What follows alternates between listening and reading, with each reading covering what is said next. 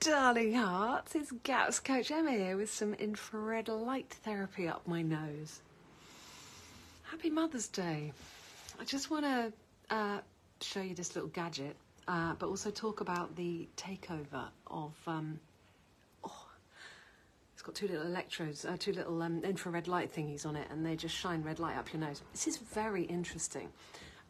I do want to talk about Mother's Day and the takeover of Equinox, but I just thought I'd share this thing with you, which I actually got from Lloyd's Pharmacy. So Lloyd's Pharmacy, who I don't like the look of at all, who have things like, questions like, how is your pain today on a scale of 1 to 10 written on their, you know, analgesic delivery systems, you know, get your painkillers here.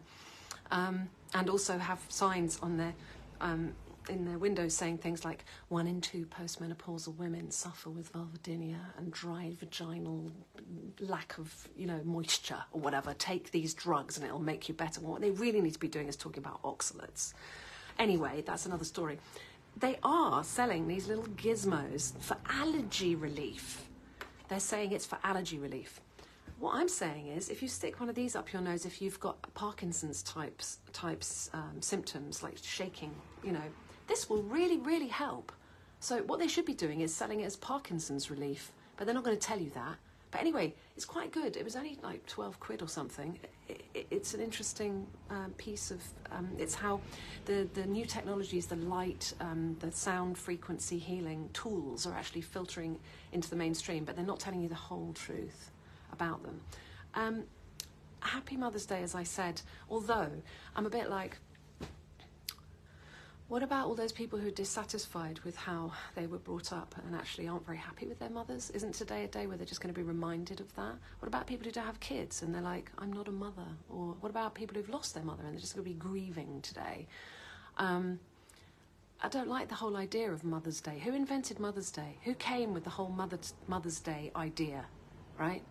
Tell you what the day is today. It's the day before equinox, right? Equinox is the day when the night time is the same length as the daytime. The daytime is the same length as the night time. It's an even keel. It's like equitable time of equanimity, but also the time when it's going to start to flip and we're going to spring forward, and you know the days are going to get longer from this point. Yeah.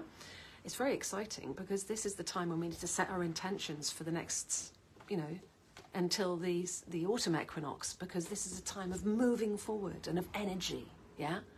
And it's been hijacked by this silly day that they say, today is the day when we honour the mother. Why don't we honour the mother every day? Honour the great mother, la mère, in French is like the same as la mer, the sea, the mother, the sea, the earth, the great mother. Honour it every day. And if you are a mother, know that you're honoured every day. Honour the kids every day. Honour the father every day. Honour everyone every day. Don't make it just one special day when everyone goes out and spends loads of money on things we don't really need. It's a distraction, as far as I can tell, from Equinox. When I was growing up, there was a programme on Channel 4 called Equinox, and it had some rather sinister music, which used to freak me out. Just the music used to freak me out, and then at the end it used to go, Equinox, like that, a bit ominously. Anyway, I thought I'd have a quick look at some of the titles of the shows that they put out. It was a science, cutting-edge science type programme, Equinox on Channel 4, from 1986 to 2006. Some of the titles blow my mind, knowing what I know now. Here were just some of them. Look, it runs on water, about free energy devices that run on water, and that was introduced by Arthur C. Clarke, who of course is a well-known science fiction writer, but we know that probably a lot of the science fiction is actually science fact, you know, but it puts people off because they go, well, Arthur C. Clarke, he's fiction, so that must be a fiction, you know. It runs on water. It runs on water. There's some stuff out there that runs on water. Don't need petrol, don't need diesel. Anyway, the engine that came in from the cold, that was about Soviet rockets that were far and away better than anything we could come up with, apparently. Prisoner of Consciousness. That's an interesting title, isn't it? Prisoner of Consciousness. It was about a man who could only remember for 10 seconds and then he forgot everything. But he could play piano beautifully.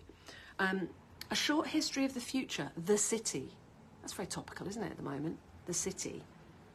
because they're talking about 15-minute cities and wanting to clamp down, keep everyone indoors. Everyone have things delivered by drones. That's the aim of the World Economic Forum and the UN, to keep us all boxed in. Short history of the future, the city. Here's an interesting title. What they don't tell you when they sell you a computer. That it's going to enslave you, that the black mirrors are going to just completely program you. I don't know if this is what the actual content of the program was like, but just the titles are making me go, oh my God, that's so relevant to today. Oh, here's another one. Look, now eat this. Now eat this. That was the title of one of the Equinox programs. Shock trauma is another title. The New Magicians. Wow. And Pioneers of the Future. That was another title of the Equinox series on British TV in the 1980s and 90s. Equinox, we need to focus on Equinox. Hi Paul, hi Sarah, hi Karen. We need to focus at this. See, they had Paddy's Day as well on Friday, didn't they? Everyone go out and get shit-faced and off your face and get really drunk and then feel a bit rough all weekend and then go, oh my God, I better go and buy my mum some flowers or something on Sunday because I'm supposed to, because that's what everyone else is doing. It's like, forget it. Honour the mother every day. Honour the great mother from which we spring, the earth. And honour the things that you're birthing in yourself. Might not be kids, but it might be projects, Honour that, yes, give thanks all the time, but don't be hoodwinked into this, it's a scam, as far as I can tell, the whole Mother's Day thing. I'm not impressed. Although I was really chuffed this morning when my daughter Bibi just cleared the whole room and took the table and chairs out and mopped the floor and dusted everywhere, and I was really chuffed. It was lovely, and I did get a beautiful poem from my other daughter as well. But everyday moments like that need to be happening, and they do. I'm very fortunate, and I feel really, really lucky. Anyway, lots and lots of love to you all. I hope you're having a beautiful day, regardless of what your status is or whether you have a mother or not. Or, I hope that there's, for all those out there who are feeling like lonely or not motherless, for all those out there who are feeling a bit motherless, I'm sending you the most massive big mother hug, and I'm stroking your cheeks and, giving you all the mother love that you might have ever not got. And I hope we can all mother each other like that, Look out for it. Well, all the ones who are mothers, do you know what I mean, who like to do mothering, like to feed people. I mean, I love, feeding people and making people feel happy and comfortable and soothing and, wiping away their tears and, dabbing the grazed knees with iodine, all that sort of thing. I'll be the mother, and there'll be other people out there who can embody the father, and there'll be other people out there who can embody the warrior, and other people who can embody, all the other archetypes that are needed out there. Anyway, darling hearts, focus on Equinox now, because this is the time of the balance. We're in the balance, right? Now is the time that you focus on all the amazing things that you'd like to do. You think of all the plans, imagine all the best possible outcomes. I'm imagining like little cottage, I want to say hospitals because I don't know what another word is for it, but somewhere people come for healing, where they get to just rest, they get to put their feet up, they get snuggled, they get mothered, right? And they get fed amazing foods.